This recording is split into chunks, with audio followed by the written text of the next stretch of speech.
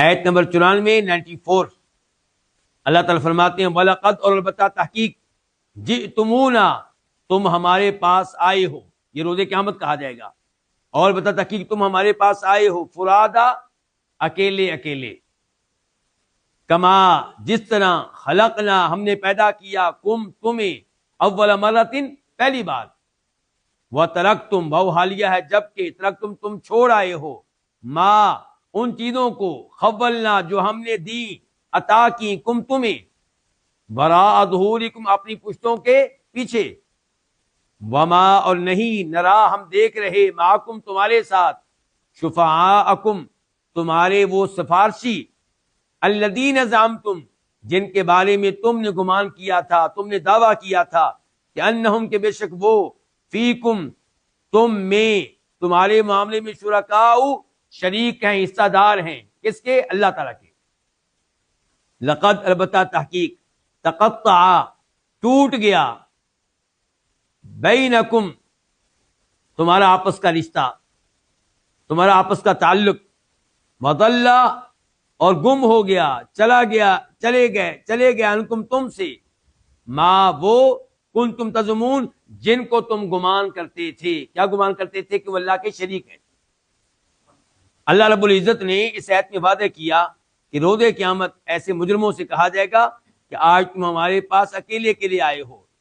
تمہاری بیگم تمہارے ساتھ نہیں ہے، تمہاری اولاد تمہارے ساتھ موجود نہیں ہے، تمہارا مال تمہارے پاس موجود نہیں ہے، اور تم ایسے آئے ہو جیسے ہم نے تمہیں پہلی بار پیدا کیا تھا، بغیر ختنے کے ہو، بغیر لباس کے ہو، اور پاؤں سے بھی ننگے ہو۔ روز قیامت انسان کی یہ صورتحال ہوگی۔ وَتَرَكْتُم مَّا خَوَّلْنَاكُمْ اور جو نعمتیں ہم نے تم کو دی تھیں، جو مال ہم نے تم کو دیا تھا، جو بادشاہت ہم نے تم کو دی تھی، جو کوٹھیاں تمہیں دی تھیں، جو گاڑیاں تمہیں دی تھیں، وہ ساری نعمتیں دنیا میں چھوڑ آئے ہو،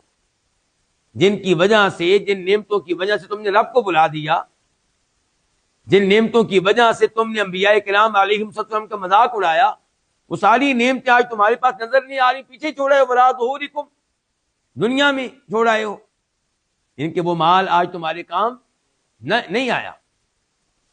اور ہم تمہارے ساتھ وہ تمہارے سفارشی بھی نہیں دیکھ رہے جن کو تم اللہ کا شریک کرتے تھے،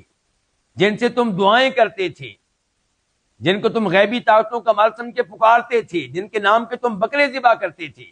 جن کی قبروں کا، جن کے بتوں کا تم طواف کرتے تھے، کہاں گئے وہ؟ تم کہتے تھے کہ اللہ ان کی سفارش قبول کرنے پہ مجبور ہو جائے گا،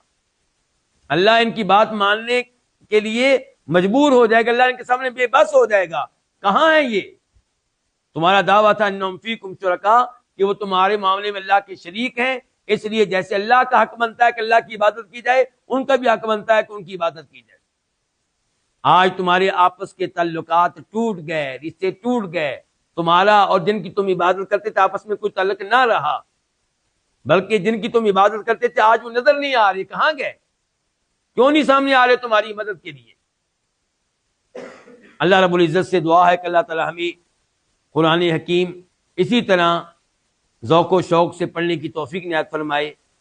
اور اس سے ہدایت لینے کی توفیق عنایت فرمائے، اور اللہ ایسی مجالس کو ہماری نجات کا سبب اور ذریعہ بنائے۔ اللہ ہم سب کے گناہوں کو معاف فرمائے۔ وصلی اللہ تعالی علی نبینا محمد وعلی آلہ وصحبہ اجمعین۔